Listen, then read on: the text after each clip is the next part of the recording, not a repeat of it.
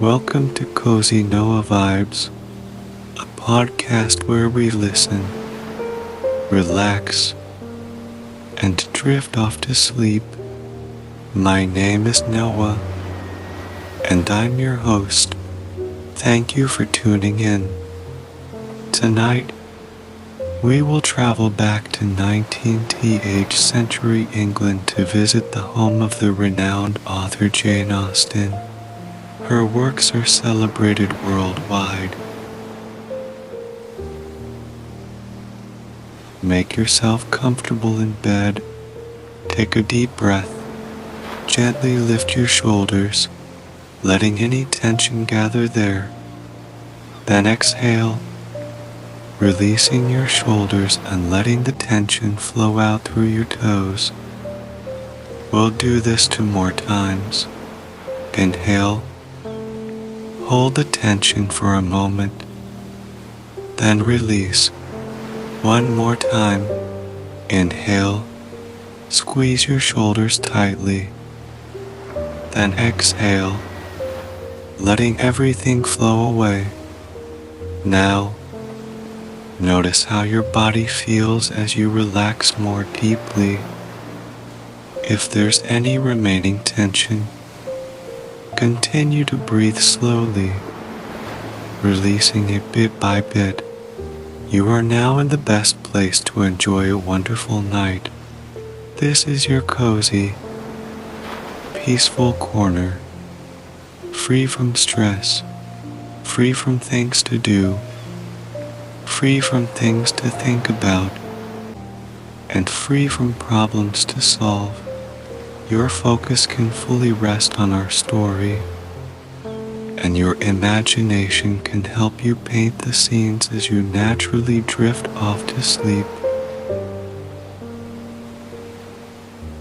As you gradually fall asleep, let your thoughts drift back to the time of Jane Austen in 19th century England.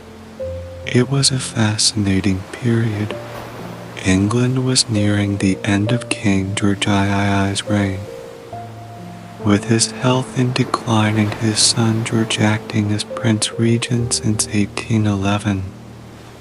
This period, known as the Regency era, was famous for its exciting developments in art, architecture, and literature. This was also Jane Austen's time, a beloved author known for her humor and sharp social commentary that transcended Regency England. Her novels were celebrated for their romantic realism and strong female characters, gaining a devoted fan base for centuries. Her writing inspired prequels, sequels, imitations, and adaptations from stage to screen, an extraordinary legacy for the daughter of a country parson. Let's now visit her home in the village of Chawton, in Hampshire, southeastern England. On this summer morning, the weather is perfect, neither too hot nor too cold, with a flawless blue sky and golden sunlight bathing everything, including our author, who is peacefully strolling in the spacious garden of her cottage. Jane's appearance is what we might expect from a 19th century English rose.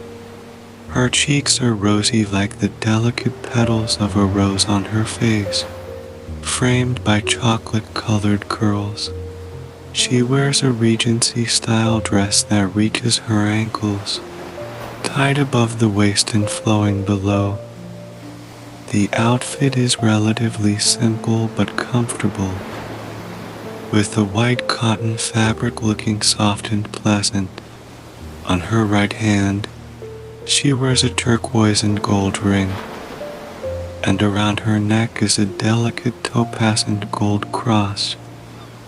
Her sister Cassandra has a matching necklace, worn daily.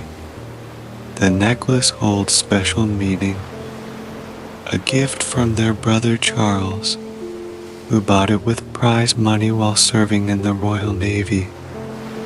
It is a beautiful piece, adding a touch of classic elegance to the author's appearance.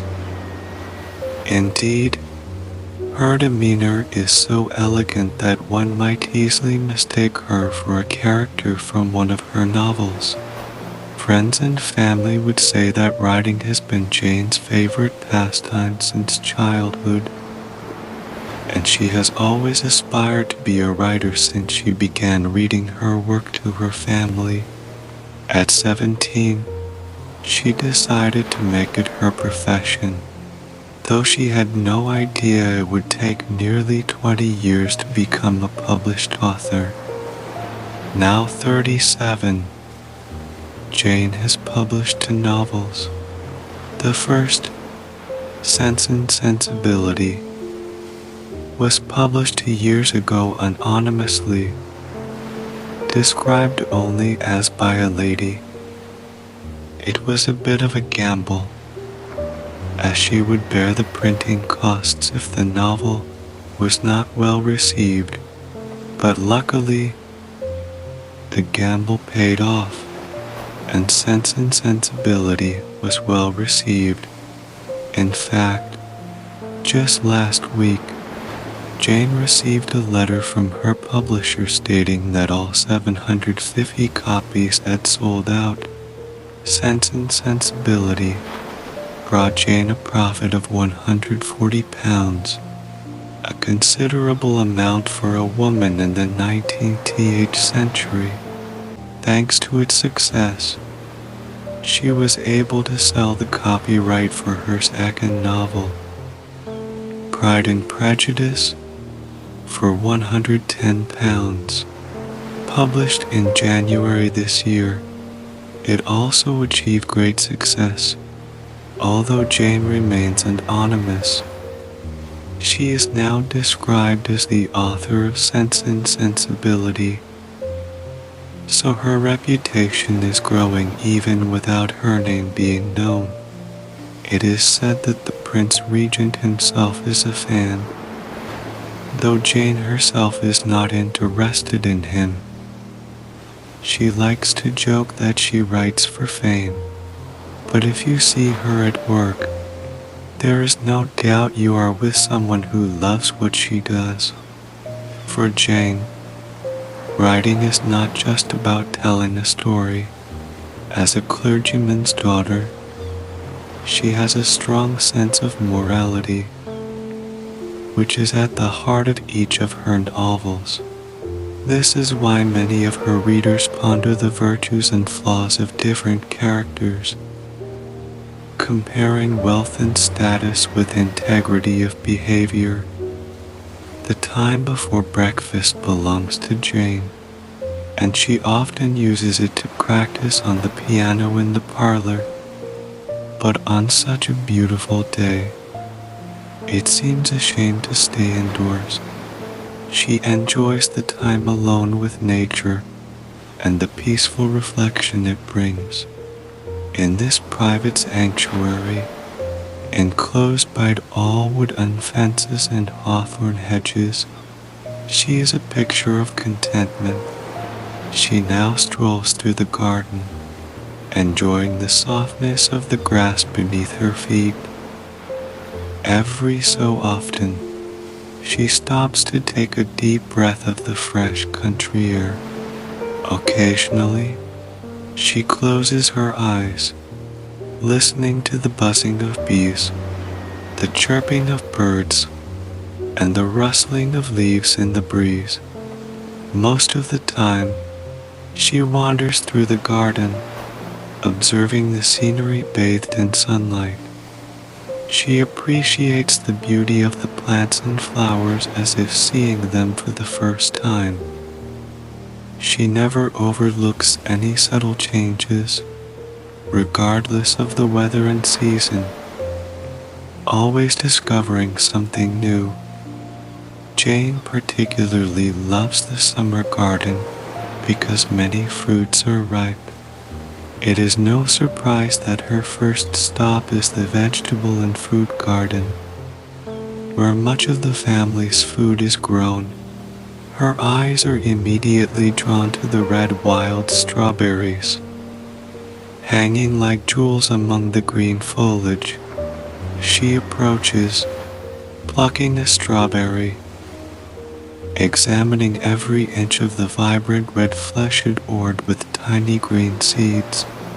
Jane holds the strawberry delicately between her fingers, watching it glisten in the sunlight. She brings it to her nose, inhaling the fresh, fruity aroma, and without hesitation, takes a bite of the sweet, juicy flesh.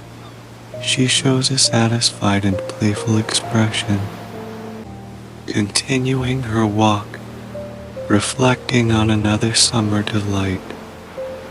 In this season, the garden is vibrant, with lush trees and blooming flowers displaying a full spectrum of colors.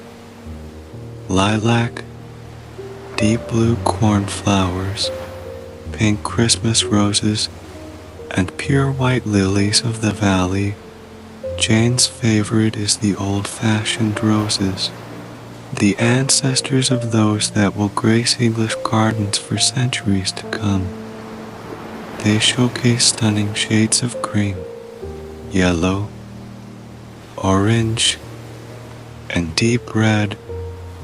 She now pauses beside a stone bench in her favorite corner of the garden.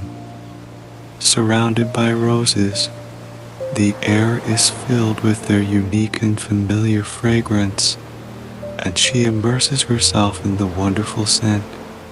This is Jane's sanctuary, where she can sit for hours, simply contemplating the beauty of these flowers.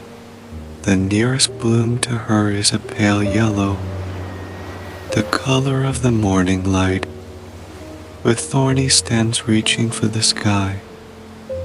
Today, one particularly striking flower extends from the bush, seemingly inviting her to take a closer look.